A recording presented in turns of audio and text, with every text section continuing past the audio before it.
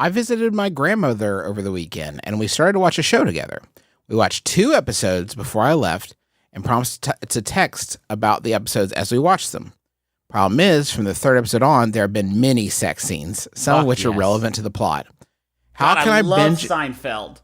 How can I binge a show and talk about it with my grandma when folks are blatantly getting it on? That's from Chased in Chicago. And folks, if you don't start sending in fucking relevant information in these questions, I'm losing my mind right now. How on earth would you think we don't need to know what the show is, right?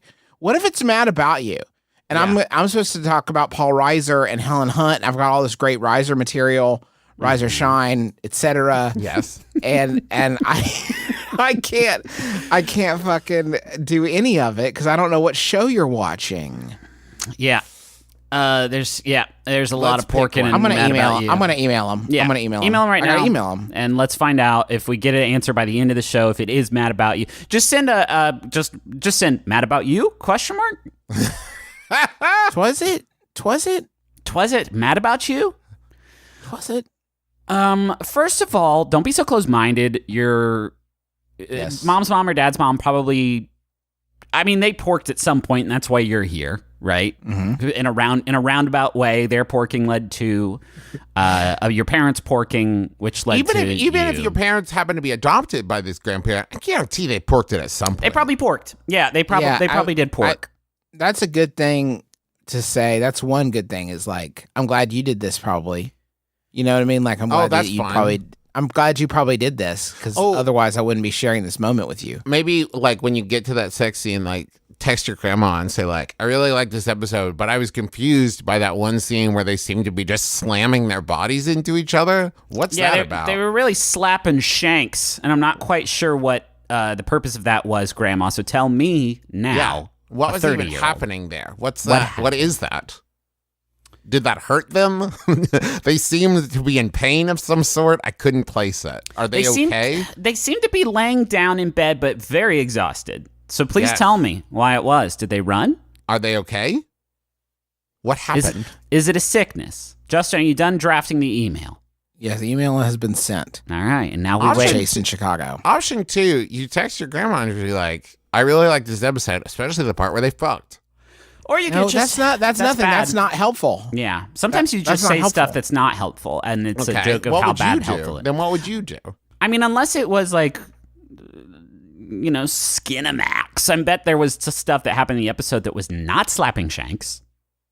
But then you would worry, like, if you said, like, I thought the car chase was really good, and all that negotiation scene was so tense, and then Grandma writes back, like, what'd you think about the fucking? Then you are probably in the clear, and this question doesn't matter anymore, Travis. I would argue that is best case scenario. Okay, then what if it's a little more subtle, and it's just like, what did you think about the rest of it? And then a winky face emoji. And then a winky face, and then a picture like an eggplant. An emoji of 2 ham shanks that are moving in together. So they're slapping together, one might say. I thought you maybe got like an apartment together. Maybe like, what about this? Oopsie, snack time. Saying something like that to your grandma when the sex starts. Like, oops-a-daisy, snack time. I don't know if you're syncing up your watch, are you? I don't know if you're live texting it. It could be asynchronous. That was what I imagined. Why else would you text?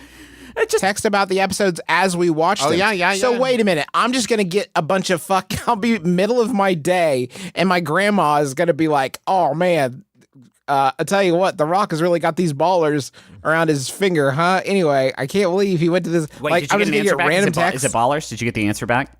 No, I don't know. It's just a guess. It seems right. It felt good in the moment. Yeah, Grandma's like ballers. I ballers. hope that Ari and E hug it out.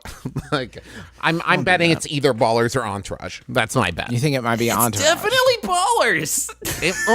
It feels like it's probably Ballers. Okay.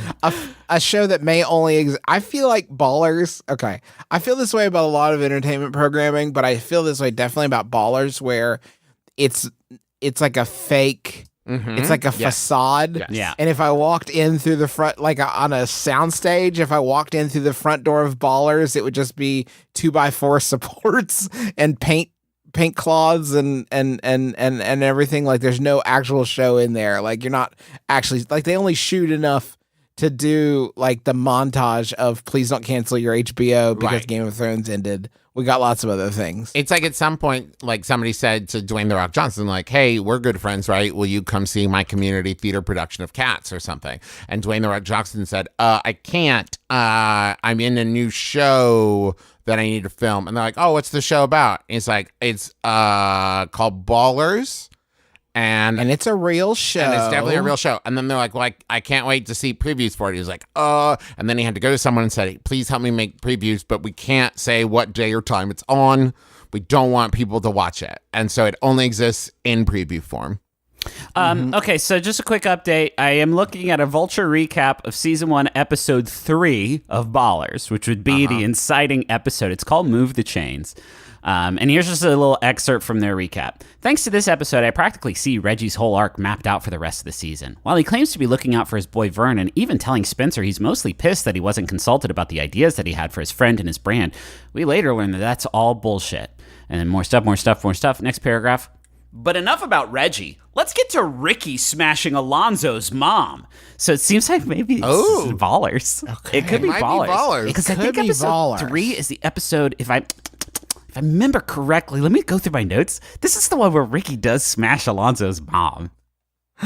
So it could be Ballers. Could you just text your grandma about the artistry? Yeah. Right? I'm really believing this. This is appropriate. I love the lighting. Yeah. You know, like that kind of Oh, it seems like they hired an intimacy director. This seems very realistic. Is that a job? So intimate. Yeah. Is that a job? How do you think I'm feeding my family? Podcasts? Come on. It's like a fight choreographer, Griffin, but instead of the two hamshanks punching each other, you choreograph the two hamshanks. Stop. You guys know more about movies and drama and theater and the arts than I do because you went to college for some of that stuff. Yes. Is this a real joke you're telling me, or is this dry Olive Garden pasta? No, this is a real thing. Intimacy director is hired to choreograph love scenes and really any kind of physical intimacy. Scenes? Yes, love scenes, Griffin. Not just physical love, but perhaps other kinds of love so that everyone on set feels comfortable and that's it's important. realistic. I think that's important, right? Making sure everybody feels comfortable. I'm imagining somebody to be like, you guys know what porking's all about? I think that's the opposite of the making everyone feel comfortable, Griffin. The reason Griffin had a hard time believing that intimacy coordinator is a real thing is because Rob Schneider did not make a movie where he stars as right? I mean, because of the absence of the Rob Schneider movie, like The Pork Doctor or whatever the fuck he'd call it. I mean, it would be The Sexpert, which is unfortunate because that'd be our brand. Yeah, it's for Travis especially. Drugged through the mud. But that's why he had a hard time believing it, because it's not a Rob Schneider movie already. Now that you've explained why, it makes a lot of sense. I think it's an important role. But my brain immediately went to, so you guys ever done kissing? Kissing.